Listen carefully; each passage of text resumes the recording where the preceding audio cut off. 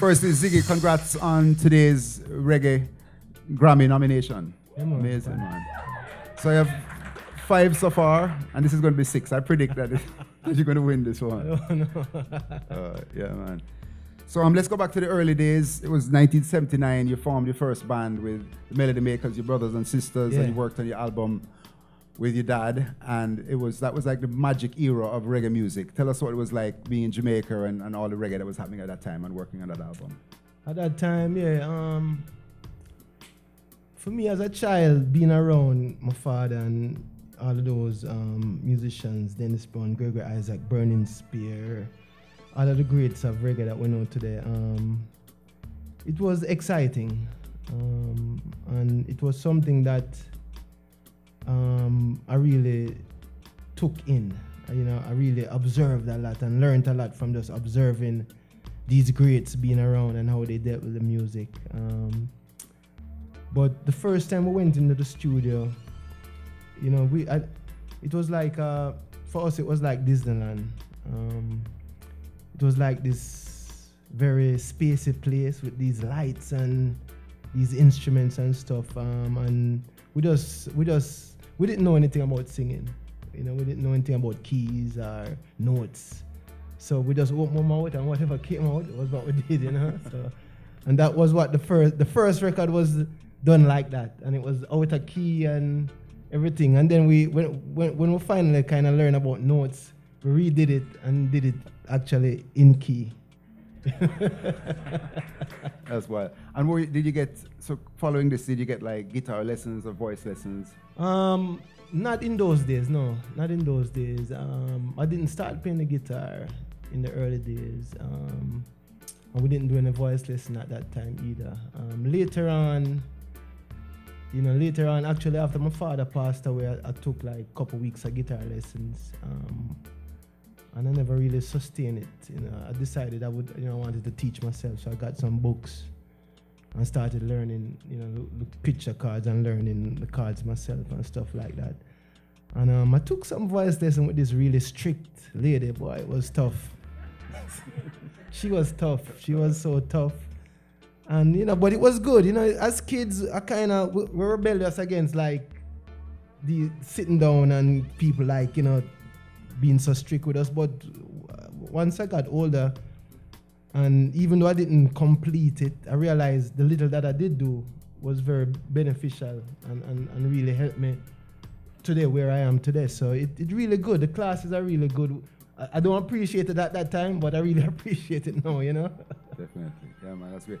And then moving up to like 1988 when you did the Conscious Party album, and that was you kind of coming out as a serious artist with all those great songs like Tomorrow People and Tumbling Down. What was like working on the Conscious Party album? Well, Conscious Party was, I would say, our first kind of getting into the American music industry type of thing. We had done some albums before, but we had never done one where there was so much machinery behind us. With the Conscious Party album, there was, the record label and the A&R guys and the producer, which was Chris France and Tina Weymouth from the Talking Heads. And it was this whole thing. And I was naive. I never know. I didn't know what this was all about. And we did the album. And even with the success we had with that album, I still didn't know. I was living in Jamaica.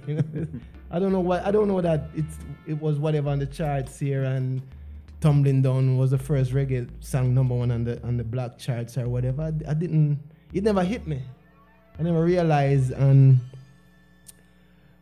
so I think I wish I'd realized that. I wish I'd known. I would have taken more advantage of it. I really wish I'd known that this was happening, but I didn't know. It was good though. After that, it kind of, we kind of took off with that, and it kind of helped us with the other records and made a name here in America and stuff like that, And then going on from that, one of the albums that I really love is Dragonfly, where there was a lot of experimental stuff on it. And of course, my favorite song of that is Melancholy Mood. Mm-hmm. Have you ever been like pressured? People kind of say, well, no, you should just be sticking to reggae. Well, I don't know, because I don't think, I define reggae myself. I mean, I don't follow what people's definition of it is. Reggae is in my blood, it's in my roots. And so everything I do have reggae in it. And so I've never really thought about doing reggae in terms of somebody else's idea of what reggae is. It's what my idea of it is, that I'll do. And I really don't care if you think that idea is not correct, but I'm a musician, I'm an artist, and that's my right and my freedom. And that's the way I'm going to express myself. If I should always conform to other people's ideas, then I wouldn't be an artist, I would be a commodity, I would be a product. I don't want to be a product. I want to be an artist. And that is what I am, you know?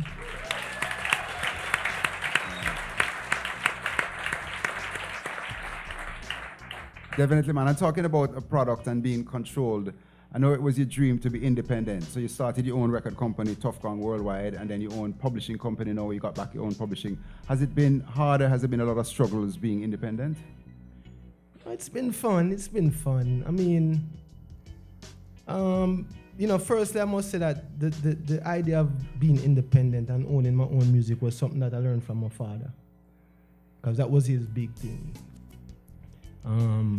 He was on contract with Island Records, and it was always that was always a conversation. That always was happening, like independent. So he built the studio in the top. He started manufacturing in Jamaica his own records, and it was always a conversation. So when I started music, it was always in the back of my head, but it took many years before I was actually able to accomplish it. And after a while, being with record companies for over X amount of years, you know, sometimes in the beginning it was great and they're excited, but then after a while, you're just another one of the things that they're doing. You know, the importance of what you do is not important to them. You know, they don't see the music the way I see the music, which is, my music is more than entertainment. It's something for knowledge and spirituality, and forgive people something else, not just entertainment. So finally, the chance came where with the last record was Dragonfly with, I think it was RCA, and I was like, you know, I don't want to sign another contract with a record company. We can do it ourselves now. I think we can do it ourselves. It's not easy, but it's more fun, more freedom. And in the business sense of it, when you with a record company, we talk about the money side of it now. It takes you a long time to really see anything come back from your records, because there's so much deductions and so much. They have some very expensive accountants that they use to calculate all type of things, and right. It's very confusing. You know? Right. When you own a thing, at least you know, say, yeah man, I sell one record, all right, I'm gonna get whatever off it, and I can see that right away, and this is my sweat, and this is the bread that I get from my sweat. And that is very gratifying to know that you might not be selling as much record as you would be with a record company, but you're surviving, and that is good enough for me. You know, I'm all right with just surviving. You know. Good. I always say the record companies are like non-profit organizations, because they always say they never make a profit, and so they don't pay you. You know. Yeah, man. And so you're a musician, but you also have all these other ventures, like you're doing films, TV, books, and you even directed your own video for the new video. How do you find time for to have family time?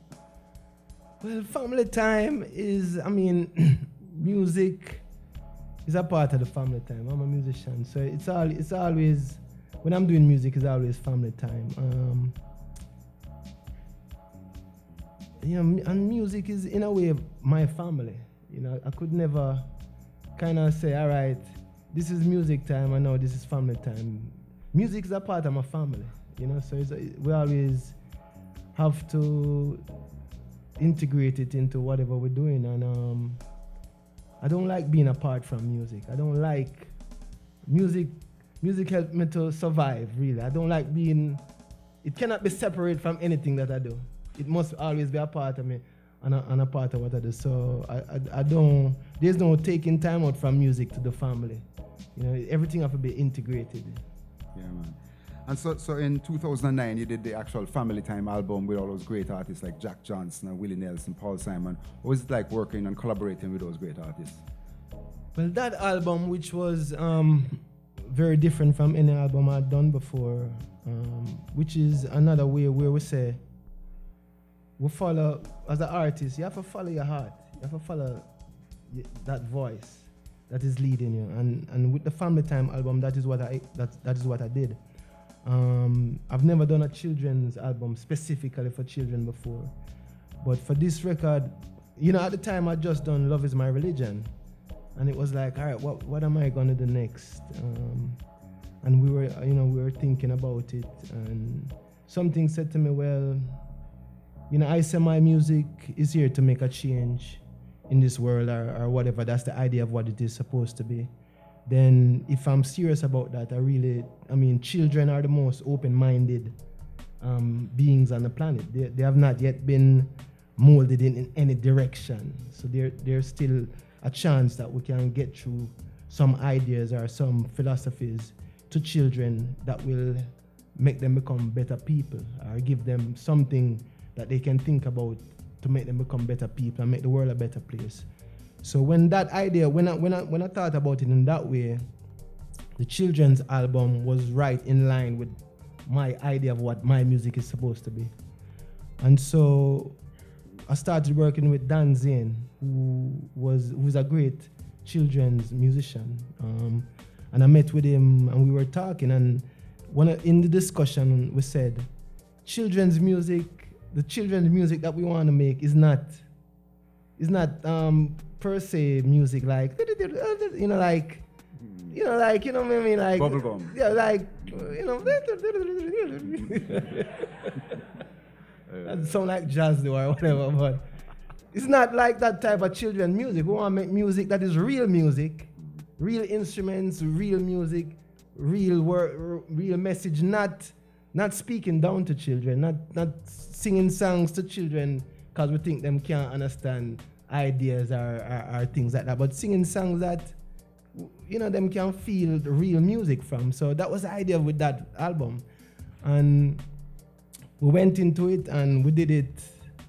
I did it with Dan Was, helped me produce it, and we went in and we said, all right, this album we're just gonna bring everybody together like we're just sitting in the living room. And so in the studio I brought in couches, I brought in most of my kids didn't have any toys at home because I brought all of the toys to the studio, just put everything out, and I wanted that vibes. And we recorded the album that way, very freely, very loosely, without any sort of, it was so free. I felt so good doing that album. And doing it like that taught me so much for my next album and just albums to follow. That freedom that we have not overthinking the music. Because I was doing an album for children, I didn't have to think about complicated things, and simplify. I love that. I love what that album did for me, to keep things simple, because this is for children, and I think it helped me in my last album and will help me in the future albums. And it was very good working with Paul Simon. I remember with Paul, because Paul Simon is a great legend, I never really expected, and it was never in my mind to even ask him. But he had called me and he was looking for a drummer. He said if I know any good reggae drummers, and I was saying, yeah, we have some good reggae drummers in New York and this and that. And I said, hey, Paul, I'm working on this children's record, you know. You think, and it worked out that way. I was happy for that. Willie Nelson, again, I recorded the Willie Nelson track in a hotel room. Me and Dan drove up to San Diego. He was doing a show in San Diego, and we set up. That's a good thing about the technology today. We can record anywhere. We set up in the hotel room and we recorded his song in the hotel room, and Jack Johnson. I sent Jack stuff to Hawaii and he did it, and everybody was great. And part of the proceeds for that album goes to a school in Jamaica, which I adopted in Port Antonio, and we're kind of building up the school environment and helping with the education of the kids. So it served two purposes. Fantastic, man. And I guess that album touched a lot of people because it won the reggae, the Grammy in the children's category, which was, I know you had won a lot of in the reggae category before, but it was great to get one. This was the first time I'm winning a Grammy outside of the reggae category. So cool. That was cool. I like that. Perfect, man. And then talking about your school in Jamaica, I know you do a lot of charity work. You work with the United Nations, and you have Urge and the little children's rock, the kids rock thing that you have. Tell us about those charities. Well, the Kids Rock is a charity that exists that I lend myself to because they promote music in school for elementary kids and stuff. So I think that music is a very important tool for the mind to develop the mind to spark the, I don't know what I'm calling it, the neurons or whatever it is we have in our heads. Like music spark these things, pop, pop, pop, pop, pop, pop. So I think in school, music should always be in school because music is a great way to spark the mind, and get the mind moving in different directions, Yeah. And it's the kids that do music in school actually get better grades than the ones that don't. Yeah, I've heard that. Music very important. Yeah, definitely sparking those. And who which artists would you like to work with, whether alive or have passed already? Well, I don't think about it like that because the way I think about the collaboration, because I see the music business, I see a lot of collaborations, and I know it's like an in thing to do collaborations, and I've done some, but I've done them based on real friendships and real feelings. And I know because I'm independent and not within a record label structure, I know a lot of record labels doing the in thing. They're always doing the in thing, and I don't want to do that. I don't want to say, hey, I want, what's his name? What's that guy name? That rapper guy. He's Lil Wayne? Not Lil Wayne. No, man, not Lil Wayne. From Cuba. What's his name again? Bald guy there. Pitbull. Yeah, Pitbull. I don't want someone to say, yo, get Pitbull on one of your songs. And you know what I'm saying? Definitely. Yeah, man. I don't know Pitbull, you know what I'm saying? Right. So if I knew Pitbull, I would say, yo, Pitbull, what's up? Right. But but it was great to see you get to actually collaborate with two of your good friends on the Wild and Free album, your latest Grammy-nominated album, working with both Heavy D and Woody Harrelson. Tell us about working with those two guys. And it was sad that Heavy D passed. Yeah, Heavy D passed. Yeah, well, Woody's a friend of the family from a long time. And when I was working on Wild and Free, he came by the house. I was just writing the song. And, we never have much to do. We were there talking or whatever. And I said, Woody, yo, come sing. Come and sing, You want to sing this song with me or whatever. And him say, yeah, I was thinking it was like a joke, because I don't know Woody as a singer, right? So I was just joking. Yo, Woody, come sing, I was expecting to laugh or something when he hit the first note. I was expecting to crack up with a big laugh or something. But him really sing, Him sing, and him sing with soul, which was cool, and I was surprised. And when he had done it, I said, yo, I'm going to put you on the record. And he said, cool, no problem. So, that's the way we did it. With Heavy D, I've known Heavy D for a long time, right? But I haven't seen him for a long time. And one day, I was carrying my daughter to school. And we saw each other. His daughter, goes to the same school as my daughter. And was like, yo, what's going on? And, yo, what's up? And he had put out a reggae album just then when I saw him again. And from that, we just started connecting. And one day he came to the studio when I was working on Wild and Free. And the song that he's on, which is called It, was playing. And we sit down we were sitting down in the studio. We just, I was like listening back. We just finished, laid down the track, and we're like checking out, all right, that's a mistake, blah, blah, blah. Maybe we can fix that, or maybe we have to recut the song or something like that. And we sit there and him start, rap, him start doing like a thing. And we did that jam and we listen, and we say, yo, Evie, that sound good. That sound good, We I said, this is the one. And say, yeah, man, let's put me on this one. And we say, all right, cool. And that's how that worked out, Great, man. So it was just a natural flow. Yeah, man, natural. That's how I like to do that, though. You know what I'm saying? That's the best way for me. And what kind of music you been listening to now? Who are your favorite artists at the moment? I don't know. I don't have a favorite artist because sometimes I listen to music, I don't even know who the artist is. I just listen to the music. It don't really matter who the artist is. What matters is what the music is. So I really don't know. Something I have to ask my nephew, who's singing that? Who's singing that? Who's singing that? Because I don't keep on top of what's going on. I just listen to music. No, I listen to everything though. Driving down here, I was on the hip hop station. I was on the country station. I was on the Christian station. I switch all the station and listen to everything. That's how I do it. So on both sides of my family, music was there, and growing up, music was always around, playing or singing, and we would, as kids, we would do concerts at home, and we would, make a little poster and tape it on the fridge and say, concert tonight, pay $1 and come see us down in the basement or something. The basement. Yeah, and my grand auntie, and it was like 3 people. My grand auntie, her friend, and somebody else would come and would collect and would put on a little show. And that's how we do it, That's how it started. Crazy, man. And tell us about you as a musician and like singing and playing guitar and all that. How do you have a routine? Do you like practice every day? Yeah, man, I love singing every day. Actually, I don't think of myself as a great singer. You know what I mean? I've gotten better over the years. Definitely, I've improved.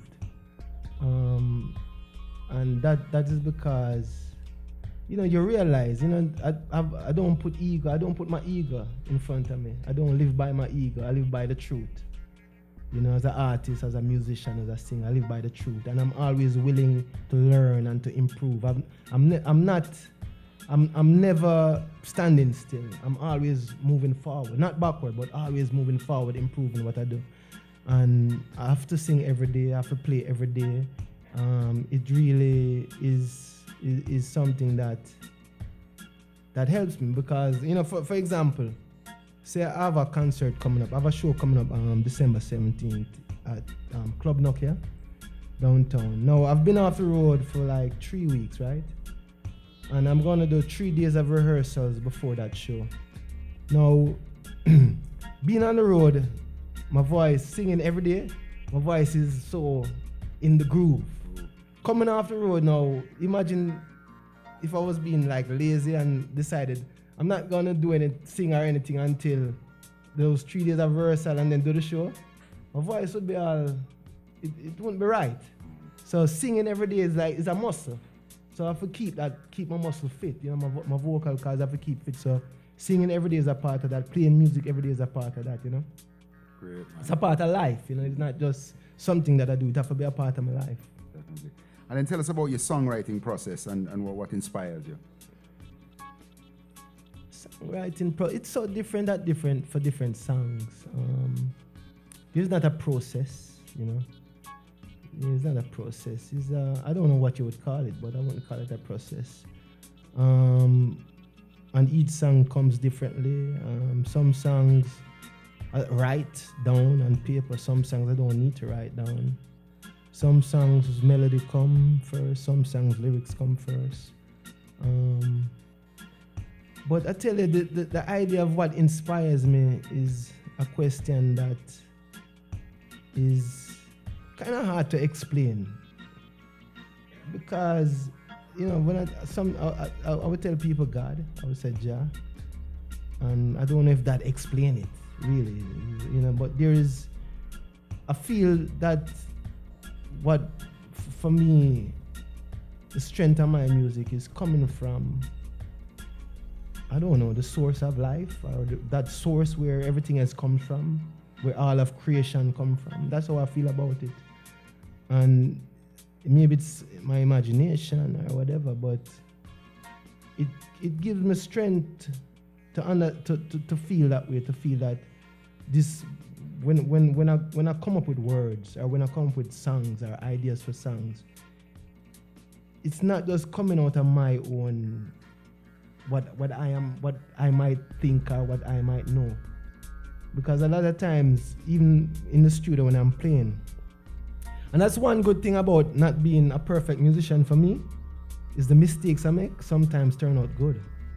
It's like, I play something like, I don't know what I just played, but that sounds really good. Good, man. That's how it is. I like that though. I like that mystery about not knowing everything that I'm doing.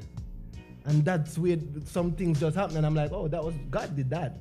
You know what I'm saying? That was something else doing that. It wasn't me because I don't know that. I don't know that. You know? Yeah, man. So that type of thing, you know, that's, you know, I really like that, you know, and I like that idea of where the songs and the music come from. I mean, a lot of the things I sing about comes from a place of love and social situations and things like that. But sometimes I am surprised because sometimes I will reach a place where I don't know, I get stuck. And I'm afraid, I get scared because I don't know if another word is gonna come. And then maybe a day or two after, more words come from, I wasn't even thinking about it. And then words just, you know, so I don't know what it is really. I really don't know, but I just said Jah or God or whatever. You can call it whatever you want. Yeah. Hey man, and I know you sing Blowing in the Wind on the new Bob Dylan tribute album, which is for Amnesty International. Yeah.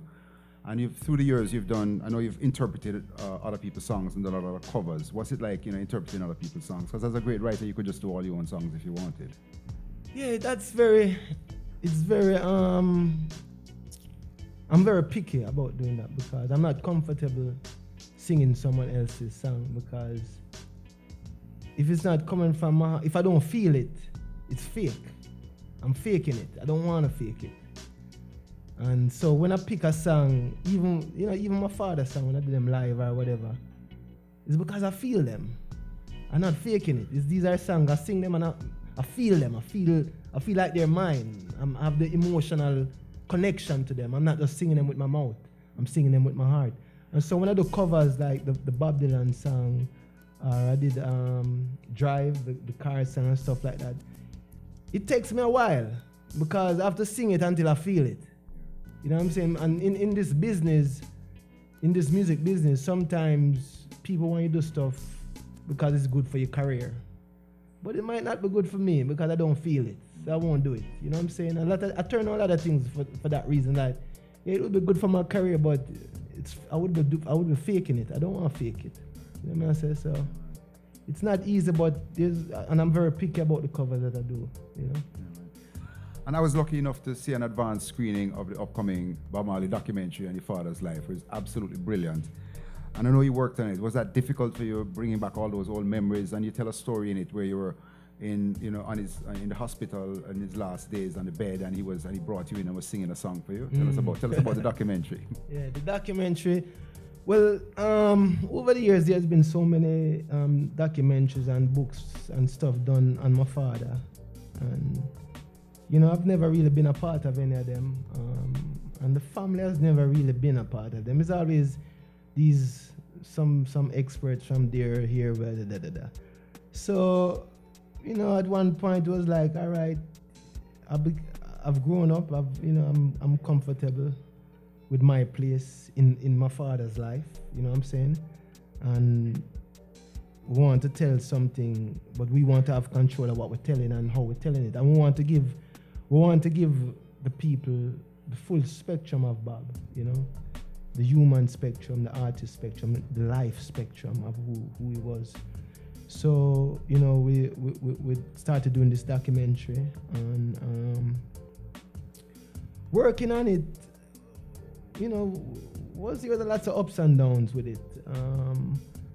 And I learned a lot of things I didn't know, you know what I'm saying? And the first screening I saw, you know, it was very emotional, you know, that because the lows was really low for me in the film, because of things I really didn't know. I was a child when most of this, not a child, but young enough that they kept a lot of the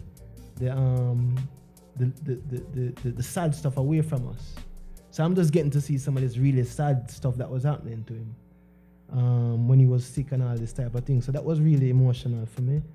But we wanted to show all of that though to the people so them can feel him too. Just like how I feel him. We want the people to feel him. And not just know him as this icon, but know him as a human being, as a man, and have feelings, you know what I'm saying? So it's good.